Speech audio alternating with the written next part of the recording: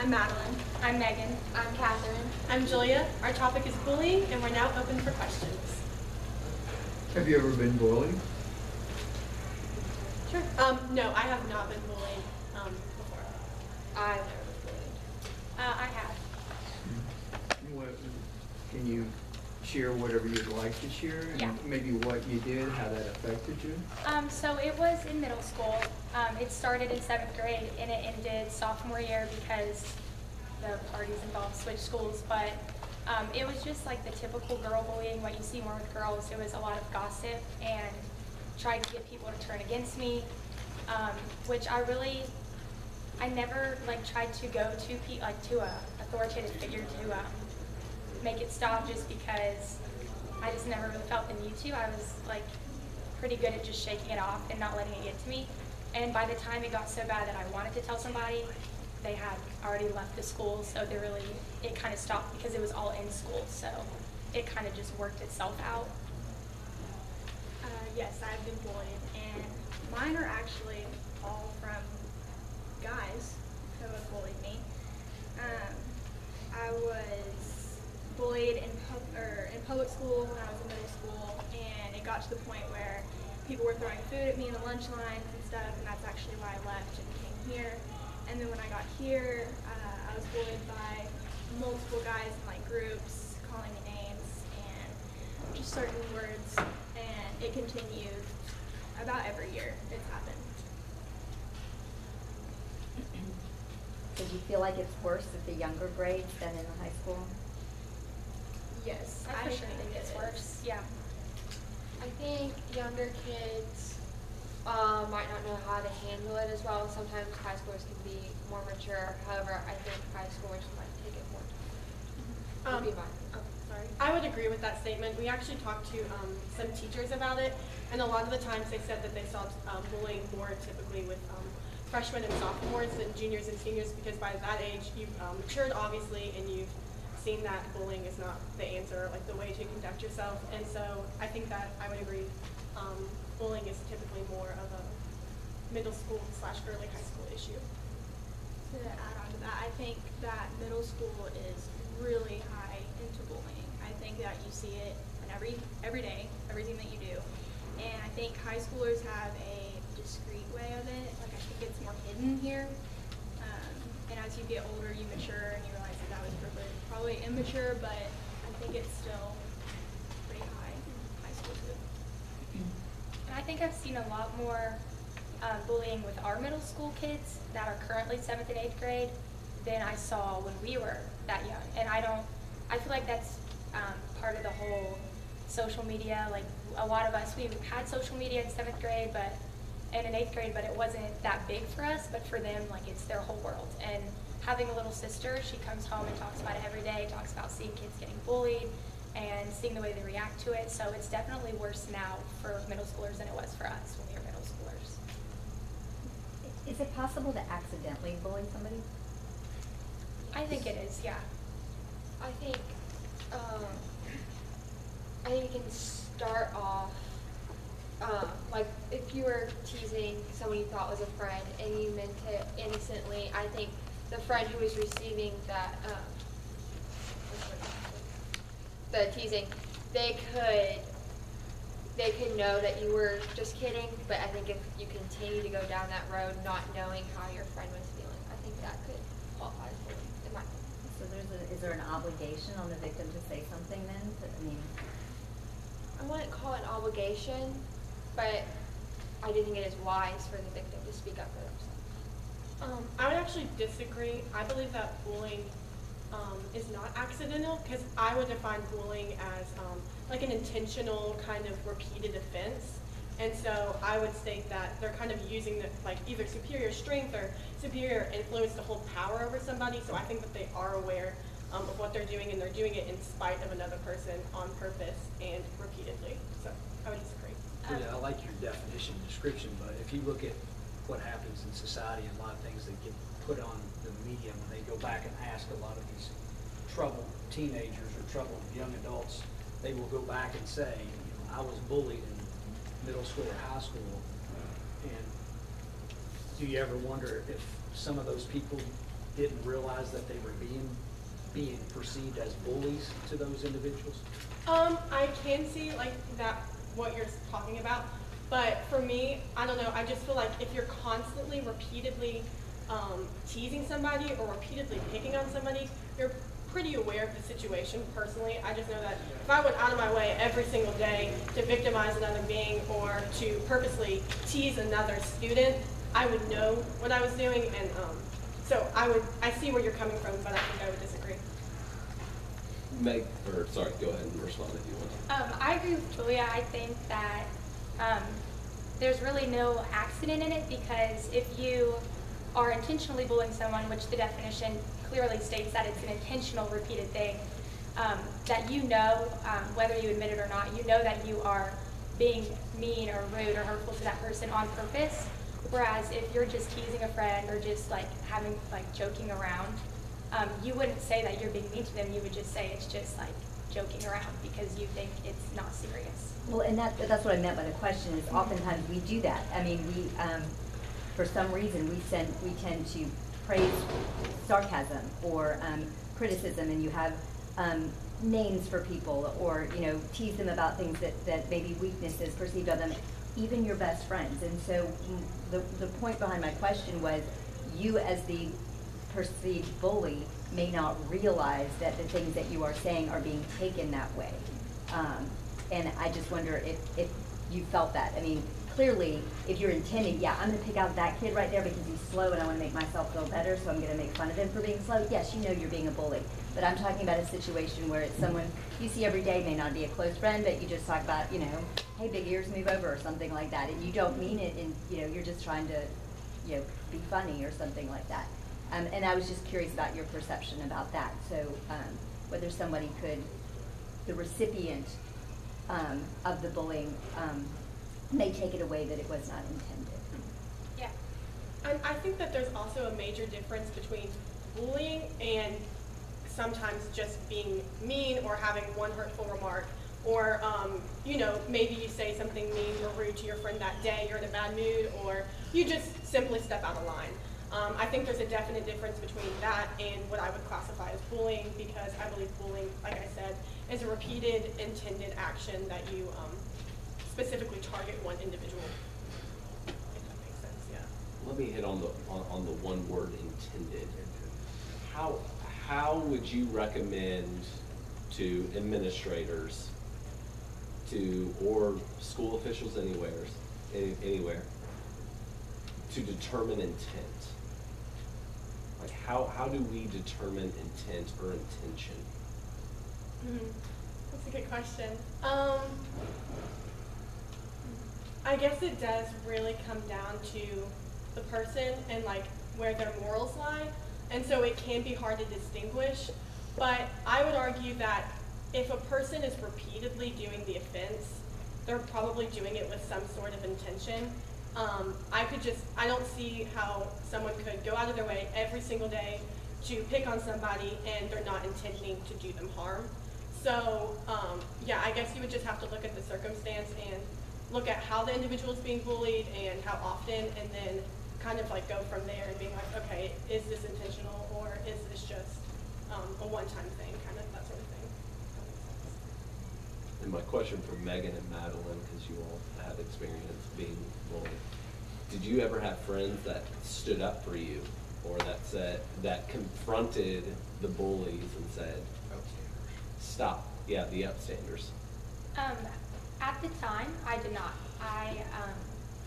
I really didn't. My friends knew about it. They like clearly knew about it because I would tell them about it. But their reply was more of a "that sucks for you" kind of mentality instead of a "let's do something about it," which sucks because like going through high school and switching friend groups, the friends I have now, I know those are the kind of people that would stand up for me because they have. So it's just, it really depends on like the people you surround yourself with. So, but then I did not. Yeah. I did not at the time when I was younger, when all of that was happening younger. Until last year, I do remember complaining to my friends about it, saying that I wanted to switch schools because a certain group was telling me calling me names and stuff, and they did go up to the group and say like, you can't do this anymore, like you all are supposed to be your friends and you shouldn't be saying this stuff. So Madeline, why, at what point, I guess, or for many of you, should you were just talking about that you know, your friends confronted this other group, so at what point do you all feel you should go like to administration and say, hey, I'm being bullied, I've tried to deal with it in my own way, but I'm seriously, you know, this is impacting me as a person, I'm really thinking about leaving this school. I mean, why, or do you think there's a reluctance of young people like you to take it forward to the next level? I think that sometimes going to hire people about it doesn't always work.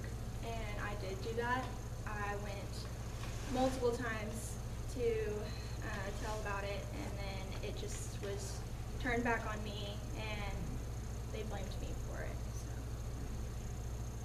So. I think that the point that that we should feel that we need to go to somebody higher is when telling people, kind of for me at least, telling people at my own age that would stand up for me doesn't work, because a lot of times if somebody, like the bully themselves, is confronted by people their own age, or not even their own age, but just not an authoritative figure, they'll stop. If they have their own peers telling them what they're doing is wrong and kind of scolding them for it, but those that don't really care about that, they just brush it off and keep going. I think that's the point where it needs to be taken to somebody higher who can do something about it and who can enforce worse consequences. For me, kind of to piggyback off of what Madeline said, I feel like sometimes, not all the times, but if you're being bullied and you go to a higher adult, other kids who might not know the situation as well, or the bully themselves, will see that as kind of tattletaling, and then that could further the bullying even more to like a completely different thing. So I don't always feel like that's the best option, or the most effective. So what would be the best option?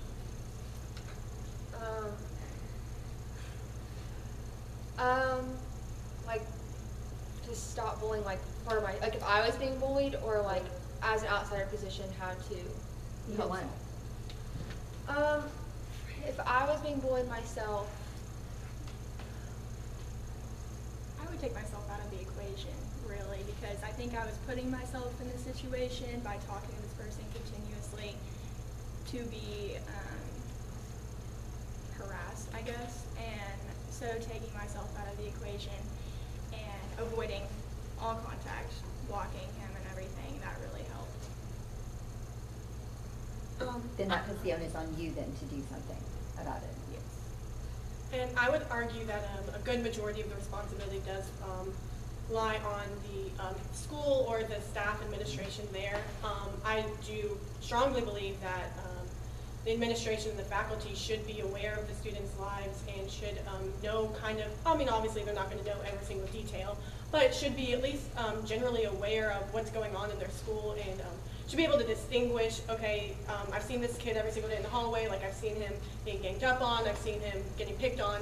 I think that they should be able to recognize that and kind of address that situation themselves. Because like Catherine said, not every situation is a perfect situation where the victim does stand up to the bully, or an upstander comes by and tells an adult. There's not always the situations, and I think that that's where the school needs to come in, and those laws need to be implemented, and you know, even a bullying program needs to be maybe addressed and brought in if that's necessary. I've got like 5 follow-up questions, but Yeah. the first one is how is the administration supposed to know if it's going on in social media?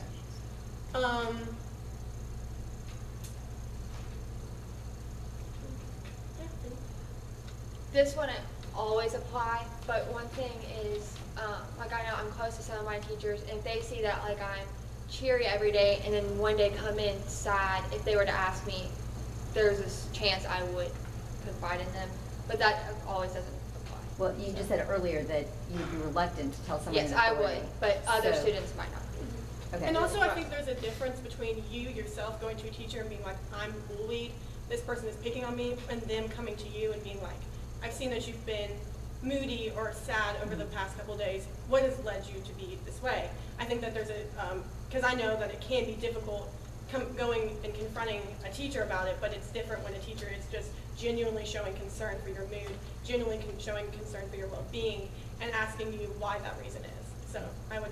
So you would put the responsibility on the teachers then to pay attention to your moods and notice differences and step in and ask questions? Yeah, I would. I would say that the faculty has a major role in this, yeah. Especially for private school, it being small and knowing your teachers and your teachers knowing almost everything about you. Like, they notice when things are upsetting me. It's happened multiple times where teachers come up to me and they're like, hey, I noticed that something's wrong. Going off Madeline, I think it's a lot easier, at least for me, to talk to a teacher or a parent or just any adult when they're pursuing me instead of me pursuing them, because it shows that they genuinely care. They genuinely want to know if something is wrong or how I'm doing. So I do think, I agree with Julia and Madeline that the teachers and adults play a major role in it. From what you all have experienced and what you've observed from others being bullied or you feeling like you've been bullied, when would you say the majority of that has happened and occurred? Does it happen in the classroom? Does it happen in the hallway? Does it happen before or after school? Does it happen on weekends? At like LCA, that I think. Yeah, here would be great. It's not been in the classroom. It's been outside of school in like a group message is where I've seen it the most, just throughout my high school career. I agree. I see a lot of it on social media. I think that kids are a lot more reluctant here.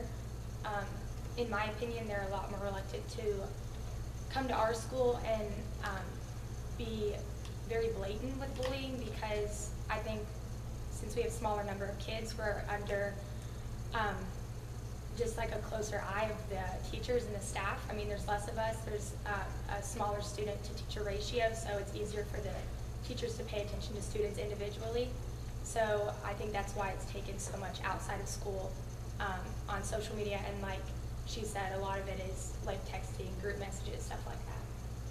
I think that it was in middle school, it was in school and outside of school. I can remember in 6th grade, like, the thing to do on Instagram was to be rude or to be honest. And in those, like, to be rude, you would talk about someone and they wouldn't know who, like, you were talking about, but you would say, like, some pretty bad things about them.